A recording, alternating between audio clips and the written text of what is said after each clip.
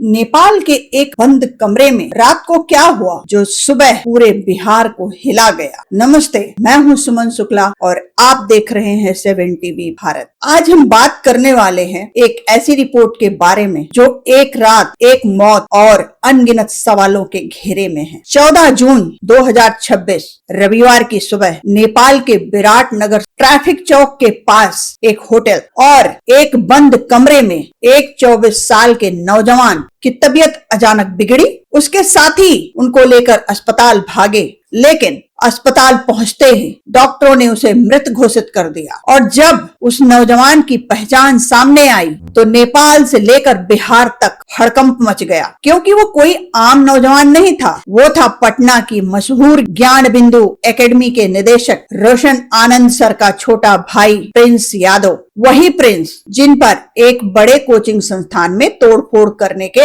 आरोप लगे थे, जिन्हें बिहार पुलिस ढूंढ रही थी, जो डर के मारे नेपाल में छिपे हुए थे। और जिस वक्त प्रिंस की मौत की खबर आई उस वक्त उनके बड़े भाई रोशन सर पटना की जेल में बंद थे। यह कहानी बिहार के सबसे बड़े कोचिंग विवाद की है, जो दिन पर दिन और भयावह होती जा रही है। इस पूरी कहानी को समझने के लिए एक नजर इस घटनाक्रम पर डालिए। 2 जून 2026 पटना में हंगामा, गोलीबारी, मुकदमा दर्ज। उसके बाद रोशन आनंद सर गिरफ्तार, पटना जेल भेजे गए। उसी दौरान प्रिंस यादव गिरफ्तारी के डर से नेपाल भागे। 13 से 14 जून विराटनगर के शुभम होटल में संदिग्ध परिस्थितियों में मौत। 14 जून सुबह मौत की खबर फैली, बिहार में हलचल मच गई और जमानत के बाद रोशन सर जेल से बाहर और सीधे आरोप लगाए। 2 जून 2026 की वो रात पटना में एक बड़े कोचिंग संस्थान के बाहर जमकर हंगामा हुआ। पोस्टर, बैनर विवाद ने हिंसक रूप लिया। दोनों कोचिंग के सुरक्षा कर्मी आपस में भिड़ गए,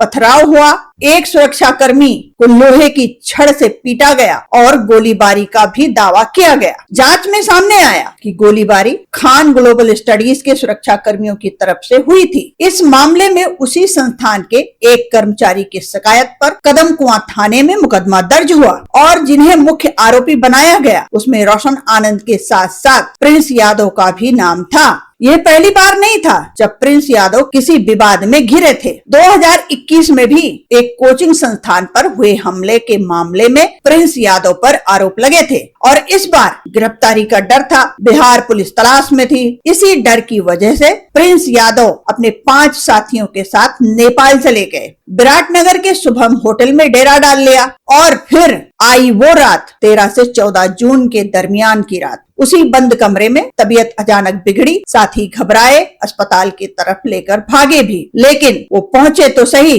पर बहुत देर हो चुकी थी। यह संदिग्ध परिस्थितियों में मौत है। मौत का सही कारण अभी तक स्पष्ट नहीं है। पोस्टमार्टम रिपोर्ट का इंतजार है। नेपाल पुलिस जांच में जुटी हुई है। जो सवाल नेपाल पुलिस के सामने है वही सवाल पूरे बिहार के मन में है। जैसे ही रोशन आनंद सर को जमानत मिली, जेल से बाहर निकलते ही उन्होंने सीधा और गंभीर आरोप लगाया। दावा किया कि मेरे भाई की हत्या करवाई गई है और निशाना साधा प्रतिद्वंदी कोचिंग के मशहूर शिक्षक पर। दूसरी तरफ जिन पर आरोप लगाए गए उन्होंने भी जवाब दिया। सभी आरोपों को सिरे से नकारा और स्पष्ट कहा, इस मौत से हमारा कोई संबंध नहीं है। नेपाल पुलिस की जांच जारी है। मौत के कारणों की आधिकारिक पुष्टि नहीं हुई है। पोस्टमार्टम रिपोर्ट आनी बाकी है। बिहार पुलिस की भूमिका भी सवालों के घेरे में है। दोस्तों, यह विवाद सिर्फ 2 कोचिंग संस्थानों की प्रतिस्पर्धा नहीं है। ये उस माहौल की कहानी है जहां शिक्षा का बाजार इतना बड़ा हो गया है कि इसमें प्रतिस्पर्धा हिंसा का रूप ले रही है। एक तरफ लाखों छात्र जो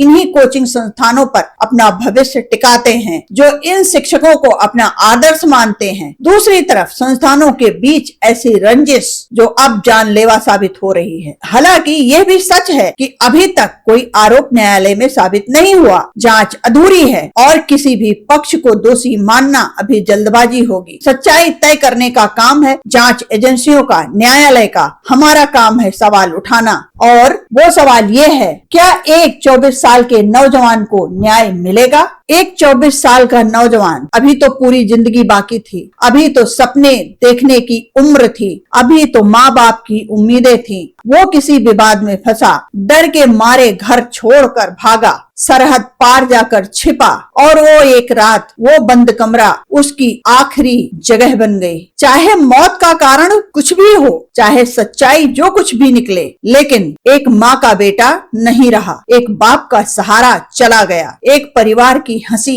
हमेशा के लिए खामोश हो गई। और इन सब के बीच वो सवाल अभी भी जिंदा है, क्या ये सिर्फ एक मौत है या ये उस व्यवस्था का नतीजा है जहाँ शिक्षा का मंदिर अब सत्ता और हिंसा का अखाड़ा बन चुका है। जहां गुरु का दर्जा भगवान से ऊंचा माना जाता था, वहां आज गुरुओं के बीच खून की होली खेली जा रही है। उन लाखों छात्रों के लिए जो इन्हीं संस्थानों में अपना भविष्य तलाश रहे हैं, यह सवाल उनका भी है। सवाल सिर्फ एक नौजवान की मौत का नहीं है, यह सवाल उस सच्चाई का है। एक माँ की आंखों में जो आंसू हैं, उनका जवाब किसके पास है? न्याय मिले, बस यही दुआ है। नमस्ते, मैं हूँ आपके साथ सुमन शुक्ला और आप देख रहे हैं 7 टीवी भारत।